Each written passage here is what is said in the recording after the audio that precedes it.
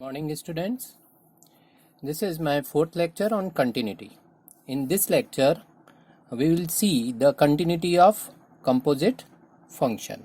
What is the continuity of composite function? Now you already know the composition of two functions. If f is a function, f maps from x to y, g maps from y to z, then f of g maps from x to z. That you already know. So we see the continuity of composite function.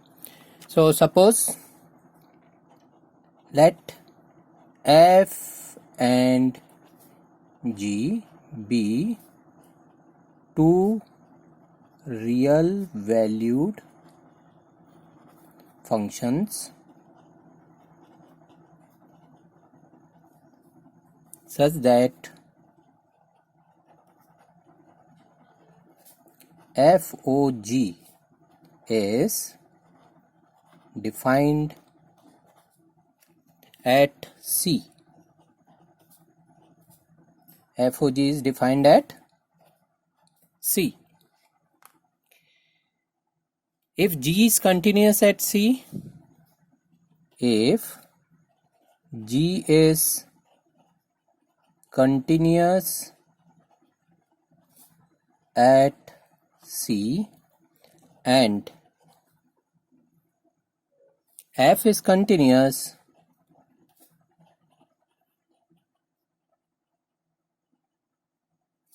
at GC, then f of g is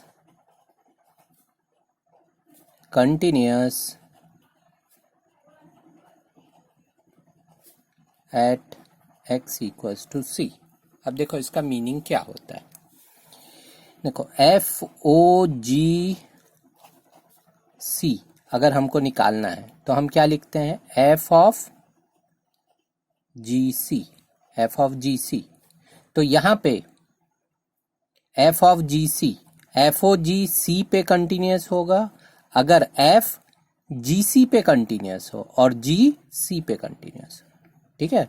So f of g is continuous at C if f is continuous at GC and g is continuous at C. ये important है. ठीक है. तो यहाँ पे अगर ऐसा होता है तो हम बोलेंगे कि एफ ओ जी कंटिन्यूस होगा x इक्वल्स टू सी पे. ठीक है. तो ये इंपॉर्टेंट है. अब इससे रिलेटेड कुछ क्वेश्चंस हैं, ये आपके टेक्स्ट बुक में भी दिए हुए हैं, तो वो क्वेश्चंस हम देखते हैं. जैसे एक क्वेश्चन है, first question, show that f x equals to sine x square is a continuous function. ठीक है. तो अभी देखो साइन एक्स स्क्वायर ये दो फंक्शंस का कॉम्बिनेशन है. ठीक है, कंपोजिशन. तो हम यहां पे एक लेते हैं, let g x equals to sine x and h x equals to x square. अभी देखो साइन एक्स और एक्स स्क्वायर, इसके साथ कोई भी प्रॉब्लम नहीं है. Sine x is continuous everywhere, x square is also continuous everywhere. Okay. तो यहाँ पे since sine x is continuous for all x belongs to R and being a polynomial function, है ना, polynomial function is continuous everywhere. Okay, being a polynomial function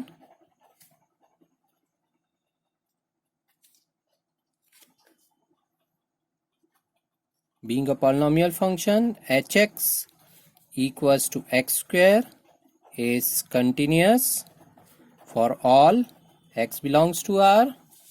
This implies g o f x कितना होगा? G of f x कितना होगा? Sine of g means sine of x square. Okay, g o h, यहाँ पे H लेना, F नहीं H लेना. ठीक है, ये एफ एक्स है, एक्चुअल में ये f x is sine x square. G o h x is g of h x equals to sine x square is continuous for all x belongs to R. Okay, what does it mean? That fx equals to sin x square is a continuous function. ठीक है, तो इस तरीके से continuity हम बता सकते हैं using composition of two function. Now next problem, you have to prove that fx equals to mod 1 minus x plus mod x is a continuous function. Again, we take let gx equals to 1 minus x plus mod x, hx equals to mod x. Okay, then gohx will be fx. Okay, so if we can prove that gx is a continuous function for all x belongs to R, hx is a continuous function for all x belongs to R, then gohx, that is fx, will be a continuous function. Now gx equals to 1 minus x plus mod x.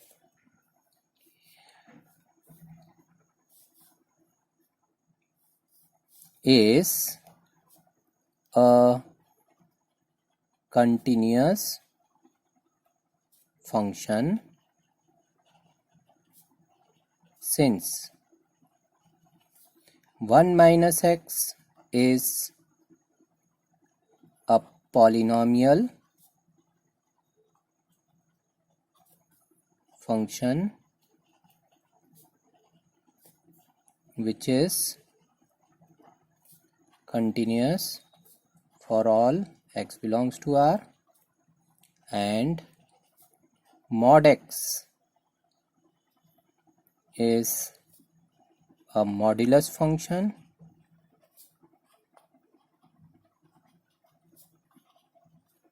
which is continuous for all x belongs to R.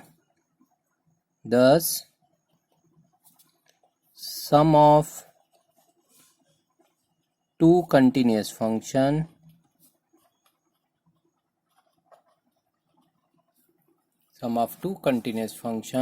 is also continuous. So gx equals to 1 minus x plus mod x is continuous for all x belongs to R. hx equals to mod x is continuous for all x belongs to R, because we know that modulus function is continuous everywhere. Thus gohx equals to g of hx. No, we should find out not gohx, we need hogx. Okay, we need hogx, so it will be h of g of x. What is h of x? Mod of x. So h of g of x is mod of g of x, which is equal to mod of g of x 1 minus x plus mod x, is also continuous for all x belongs to R.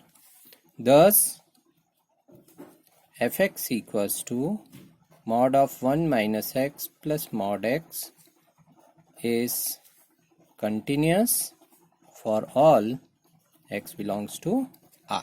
ठीक है, तो ये method रहेगी continuity बताने की, किसके लिए, composition of two functions के लिए। हाँ, अभी नेक्स्ट क्वेश्चन है, ये आपका एक्सरसाइज का क्वेश्चन है 32, क्वेश्चन नंबर 32 है 5.1 का, है ना, 5.1 का 32 क्वेश्चन है ना।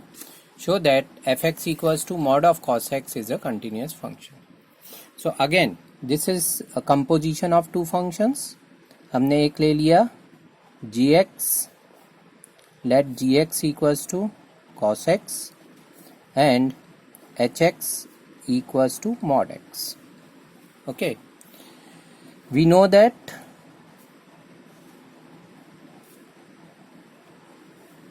gx equals to cos x is continuous for all x belongs to r.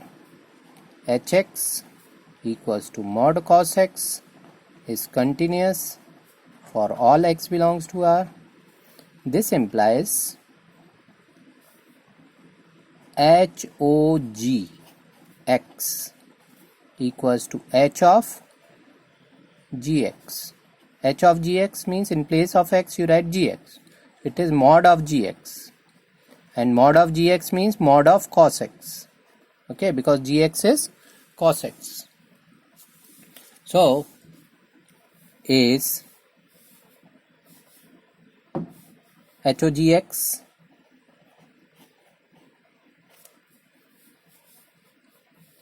so HOG it is also continuous. HOGX is also continuous for all x belongs to R. This implies fx equals to mod cos x is continuous for all x belongs to R. ठीक है, तो ये method इसकी रहेगी, है ना। Question number 33 जो है 5.1 का 33, इसमें हमको किसकी कंटिन्यूटी देखनी है, हमको कंटिन्यूटी देखनी है साइन ऑफ मॉड एक्स, है ना। तो यहाँ पे show that sine of mod x is continuous for all x belongs to R. तो यहाँ पे हम क्या करेंगे, जी एक्स को लेंगे साइन एक्स और एच एक्स को लेंगे मॉड एक्स। तो जी ओ एच एक्स ये हो जाएगा जी ऑफ एच एक्स, तो ये हो जाएगा जी ऑफ मॉड एक्स, और g of mod x means sine of mod x, है ना। So it is continuous, is continuous for all x belongs to R, since gx equals to sin x is continuous for all x belongs to R, and hx equals to mod x is continuous for all x belongs to R.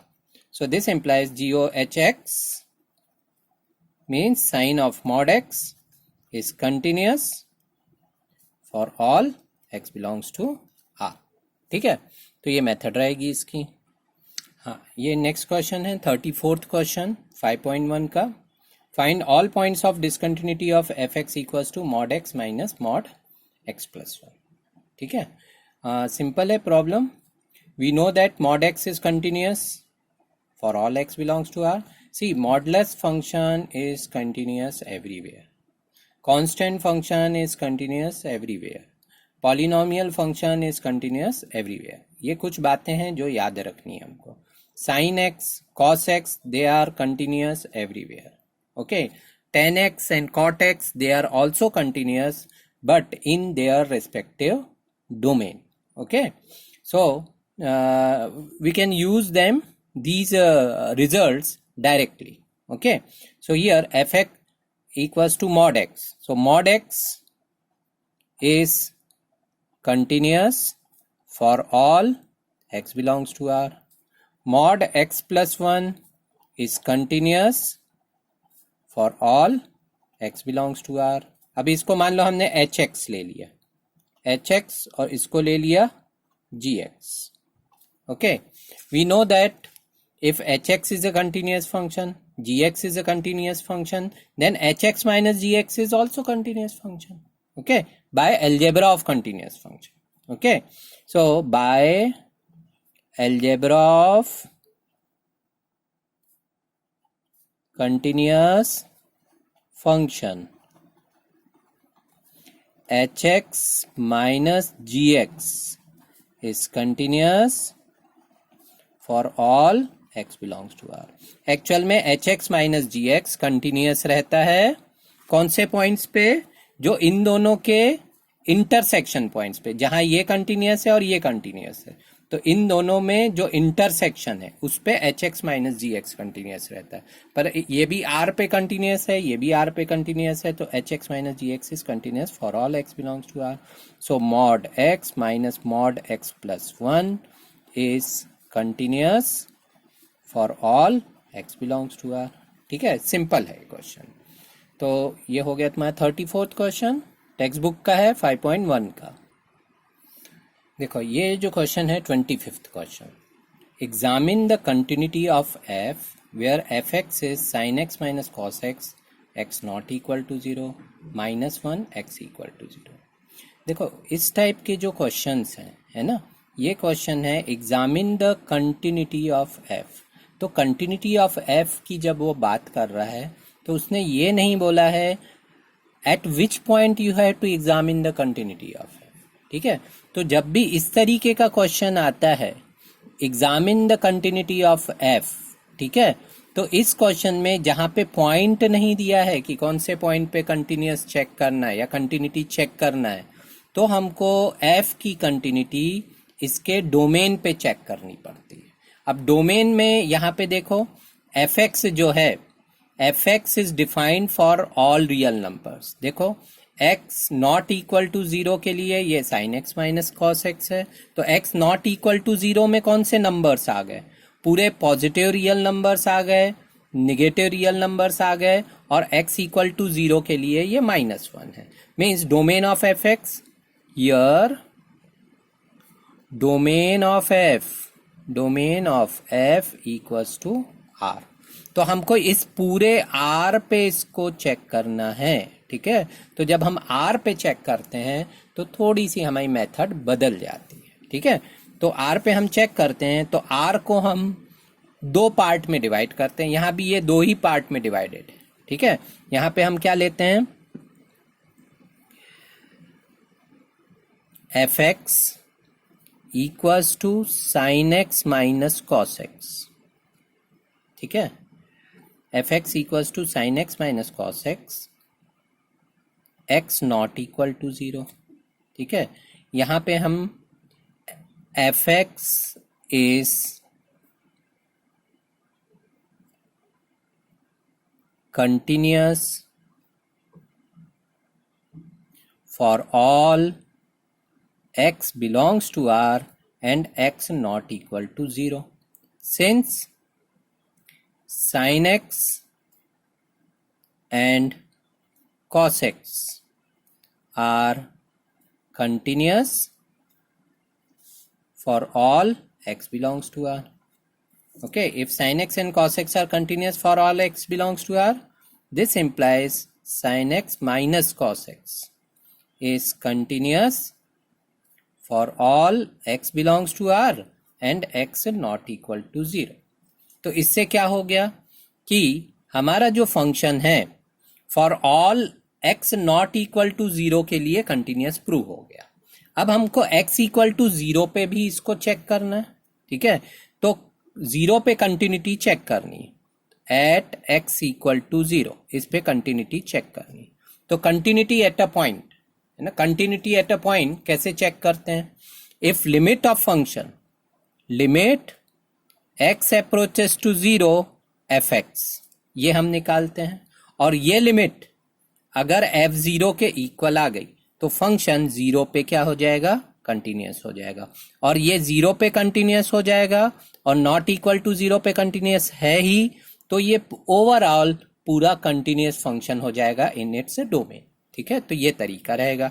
तो हम limit x tends to 0 f x निकालते हैं, तो ये हो गया limit x tends to 0 sine x minus cos x. ठीक है, तो sine x minus cos x ये हो जाएगा साइन 0 माइनस कॉस 0। साइन 0 क्या होता है? साइन 0 होता है 0 माइनस 1 कितना हो गया? -1। और f0 कितना है? f0 भी है -1। तो यहाँ पे हमको क्या मिल रहा है? यहाँ पे हमको मिल रहा है since limit x tends to 0 f x equals to f0, okay, this implies fx is continuous for x equal to 0। ठीक है, यहां पे हमने क्या बता दिया था? fx is continuous for all x belongs to R, x not equal to 0। यहां पे बता दिया fx is continuous for x equal to 0। तो 1 और 2 से हमको क्या मिलेगा? 1 और 2 से हमको क्या मिलेगा? From 1 and 2 what you will get? fx is continuous for all x belongs to R, okay, it means fx is a continuous function। तो जब भी हमको कंटिन्यूटी चेक करनी है फंक्शन की और कोई पॉइंट नहीं दिया है, means you have to check the continuity in its domain. ठीक है, हाँ, ये क्वेश्चन, नेक्स्ट क्वेश्चन देखते हैं हम। If fx equals to e raised to 1 by x, x not equal to 0, 1 when x equals to 0, find whether fx is continuous at x equals to 0। देखो ये एक बड़ा इम्पॉर्टेंट क्वेश्चन है concept wise, okay. यहाँ पे अगर हम ध्यान से देखेंगे x नॉट इक्वल टू 0, तो x not equal to 0 and you have to check the continuity at x equals to 0, okay, so you need not to check the continuity in its domain, you have to check the continuity at x equals to 0, okay, continuity at x equals to 0। तो x equals to 0 पे जब हमको continuity check करनी है तो हमको दो बातें चेक करनी है। हमको चेक करनी है limit x tends to 0 minus f x भी चेक करना है और limit x tends to 0 plus f x भी चेक करना है। तो जब हम limit x tends to 0 minus f x check करेंगे तो इसका मतलब हो गया limit h approaches to 0 f0 minus h, है ना। हमको 0 की तरफ आना है, किस तरफ से? लेफ्ट साइड से। तो ये हो गया limit h approaches to 0 f0 minus h, तो ये हो जाएगा e raise to 1 upon 0 minus h। तो ये हो जाएगा limit h approaches to 0 e raise to minus 1 upon h। अब e raise to minus 1 upon h approaches to 0, इसकी वैल्यू क्या होगी, है ना। तो इसकी वैल्यू यहाँ पे हम लेते हैं limit h approaches to 0 1 upon e raise to 1 by h, okay. अब देखो अगर h अप्रोचेस टू 0 रहेगा तो 1 अपॉन h अप्रोचेस टू क्या रहेगा? यहां ध्यान से समझना, as h approaches to 0, as h approaches to 0, तो 1 upon 0 1 upon h approaches to infinity, 1 upon h approaches to infinity. So e raise to 1 upon h approaches to infinity, so 1 upon e raised to 1 upon h approaches to 0, so this will be 0। अब देखो इसको हम ये इस graph से समझ सकते हैं। देखो ये ग्राफ है, ये ग्राफ है हमारा e raise to 1 by x का ग्राफ है। किसका ग्राफ है? e raise to 1 by x का ग्राफ है। तो e raise to 1 by x का ग्राफ, ये वाली लाइन जो है, ये लाइन हमको दे रही है ये वैल्यू, ठीक है।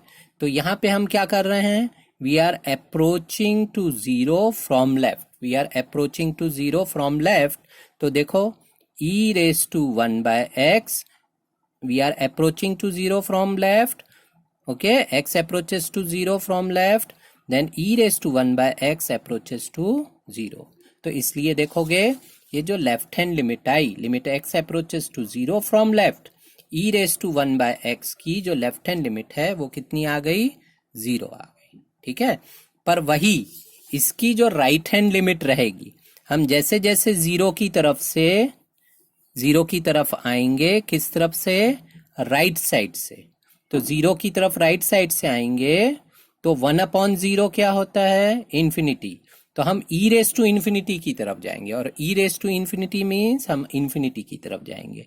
इसलिए राइट साइड से ये जो ग्राफ है, राइट हैंड लिमिट इसकी एग्जिस्ट नहीं करेगी. ठीक है, पर इसकी लेफ्ट हैंड लिमिट एग्जिस्ट करेगी.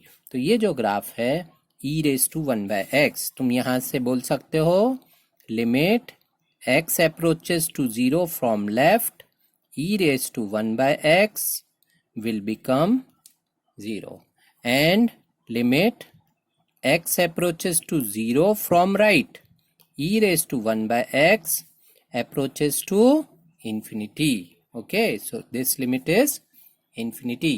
So these two limits are different. It means function is discontinuous at x equals to 0. Okay, so this concept is very important. Okay, so e raised to 1 by x, as x approaches to 0 from left, e raised to 1 by x approaches to 0. Okay, so here now we can find out limit x approaches to 0 from right. So limit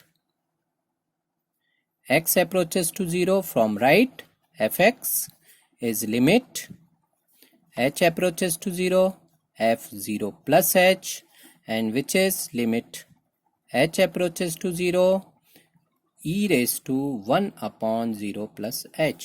So it is limit h approaches to 0, e raised to 1/h. ठीक है, तो e raised to 1/h वही बात है.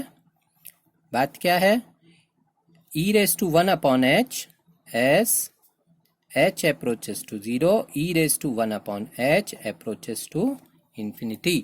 तो ये limit कैसी हो गई, इन्फिनिटी. ठीक है, ये इन्फिनिटी है और ये 0 है. तो यहाँ पे हम बोल सकते हैं left hand limit is not equals to right hand limit.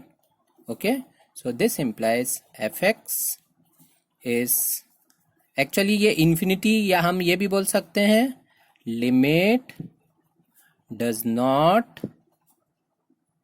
Not exist. ठीक है, क्योंकि लिमिट कैसी होनी चाहिए, फाइनाइट होनी चाहिए. So f x is discontinuous at x equals to 0. ठीक है, तो ये क्वेश्चन इंपॉर्टेंट है कंसेप्ट वाइज, है ना, e raised to 1 by x. इसी क्वेश्चन का एक्सटेंशन एक दूसरा क्वेश्चन है, वो क्वेश्चन भी देख लेते हैं हम लोग. हाँ देखो, ये जो प्रॉब्लम है, show that f x equals to e raised to 1 by x minus 1, x not equal e raised to 1 by x minus 1 upon e raised to 1 by x plus 1, x not equal to 0 and 0 when x equals to 0 is discontinuous at x equals to 0. देखो ये जो question है, ये जो हमने पिछला जो question किया ना लिमिट का, उसी पे बेस्ड है. ओके, ये एनसीईआरटी एग्जाम्पलर का प्रॉब्लम है. तो अभी यहाँ पे हम पे किस पे चेक करना है continuity, we have to check the continuity at x equals to 0. So again we find out left hand limit, है ना. Left hand limit, what is left hand limit, limit x approaches to 0 from left, fx. So this is limit h approaches to 0, f0 minus h. So you have to put 0 minus h in place of x. So it is limit h approaches to 0, e raised to 1/0 minus h. So 1/ minus h minus 1 upon e raised to 1/ minus h plus 1. Is it correct? So this is limit h approaches to 0, e raised to minus 1 by h minus limit h approaches to 0, 1 upon limit h approaches to 0, e raised to minus 1 by h plus limit h approaches to 0, 1. अभी देखो limit h approaches to 0 e raise to -1/h, तो ये हमने देखा था इसकी value किसके equal थी, इसकी वैल्यू 0 के इक्वल थी, है ना। यहाँ पे देखो ये हमने पिछले क्वेश्चन में देखा था, limit h approaches to 0 e raise to -1/h कितना था, 0 के इक्वल था, है ना। तो यहाँ पे ये हमको मिल गया 0 -1 और 0 +1 किसके इक्वल आ गया, ये आ गया -1 के इक्वल, ठीक है। तो लेफ्ट हैंड लिमिट हो गई हमारी -1। अब हम निकालेंगे इसकी राइट हैंड लिमिट। तो राइट हैंड लिमिट रहेगी limit x approaches to 0 plus fx which is limit h approaches to 0 f0 plus h. So f0 plus h, actually it is fh only. So in place of x you have to put 0 plus h. Okay, so it will become, this is actually limit h approaches to 0 fh only. So this is limit h approaches to 0 e raised to 1 upon h minus 1 and e raised to 1 upon h plus 1. ठीक है। अब यहाँ पे थोड़ा हमको एक manipulation करना है। हम क्या करते हैं, dividing numerator and denominator by e raise to 1/h। ठीक है, तो ये किसके इक्वल आ जाता है, ये आ जाता है limit h approaches to 0 e raise to 1/h से डिवाइड करो, 1 minus E raise to -1/h और 1 plus E raise to -1/h। देखो ये इंपॉर्टेंट स्टेप है, हमने ई रेस टू 1/h से डिवाइड किया। तो अभी देखो ई रेस टू -1/h की लिमिट हमको मालूम है, limit h tends to 0 e raise to -1/h मालूम है, पर ई रेस टू 1/h जो हो जाता है वो इन्फिनिटी हो जाता है, तो इन्फिनिटी अपॉन इन्फिनिटी के फॉर्म में होगा, तो ये हम फाइंड आउट नहीं कर पाएंगे, इसलिए हमने ई रेस टू 1/h से इसको डिवाइड किया। तो ये हो गया limit h approaches to 0 1 minus limit h approaches to 0 e raised to -1/h, okay, divided by limit h approaches to 0 1 plus limit h approaches to 0 e raised to -1/h. So this is 1 minus 0 and 1 plus 0 which is 1. Now you can see right hand limit is 1 and left hand limit is -1.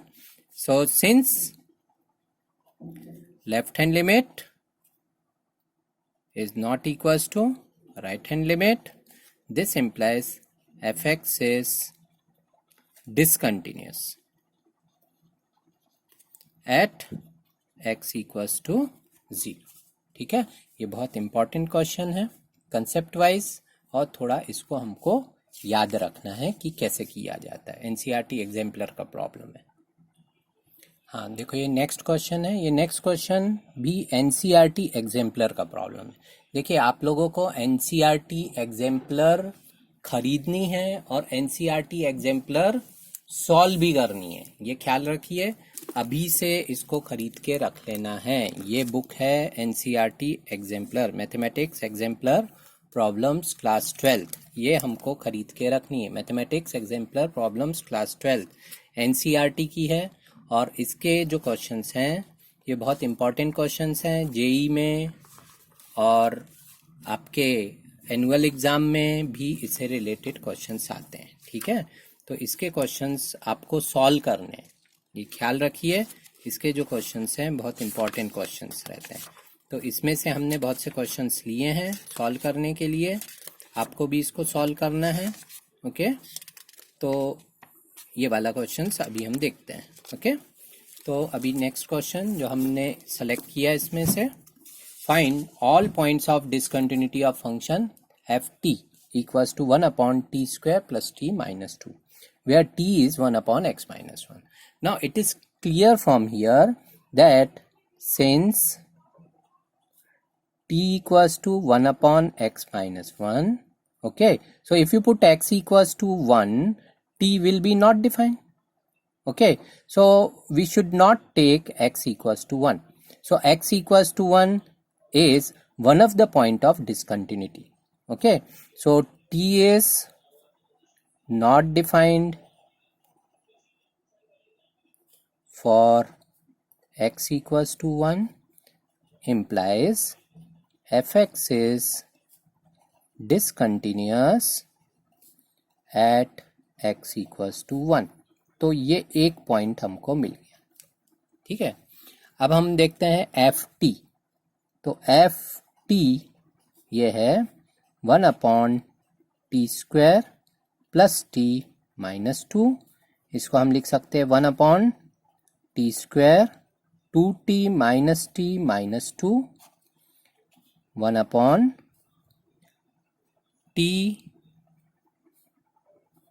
Plus 2 और t minus 1, ठीक है। ये इसका factorisation हो गया, t plus 2 और t minus 1। अब यहाँ पे भी देखोगे एफ टी टी प्लस 2 और t माइनस 1, तो यहाँ पे F T is not defined, F T is not defined if t equal to minus 2 and t equal to 1। Okay, so t equal to minus 2 और t equal to 1 पे ft define नहीं है। Okay, तो t कितना है 1/x minus 1। Okay, so this implies 1/x minus 1 equals to minus 2। So what you will get, x minus 1 equals to minus 1 by 2. So x equals to 1 minus 1 by 2. So x equals to 1 by 2. So x equals to 1 by 2. When x equals to 1 by 2, t will be minus 2. So ft is not defined for t equal to minus 2. It means ft is not defined when x equals to 1 by 2. So fx is discontinuous at x equals to 1 by 2. Similarly, for t equals to 1, so 1/x minus 1 equals to 1. So x minus 1 equals to 1. So x equals to 2. So x equals to 2, another point. So fx is discontinuous at x equals to 2. Okay, so what are the points of discontinuity? So points of discontinuity are x equal to 1, x equals to 1 by 2 and x equals to 2। ठीक है, तो अभी देखो हमने continuity के आपको बहुत सारे क्वेश्चंस करा दिए हैं। आपको बाकी क्वेश्चंस सॉल्व करने हैं। एनसीईआरटी एग्जाम्पलर के जितने भी प्रॉब्लम्स हैं इनको सॉल्व करना है। अलग से नोटबुक बनाओ और एनसीईआरटी एग्जाम्पलर के क्वेश्चन सॉल्व करो। जो डाउट्स रहते हैं वो डाउट्स पूछो और सेल्फ स्टडी आपको करनी है। अभी पढ़ाई खुद से करनी है, ये ख्याल रखना है। ठीक है, ऑल द बेस्ट। अभी नेक्स्ट अपना चैप्टर स्टार्ट होगा, डिफरेंशिएबिलिटी से स्टार्ट करेंगे और डिफरेंशिएशन तक जाएंगे। ओके, आपने 11th में जो डेरिवेटिव ऑफ अ फंक्शन की डेफिनीशन पढ़ी हुई है उसको रिवाइज करेंगे। Okay, thank you.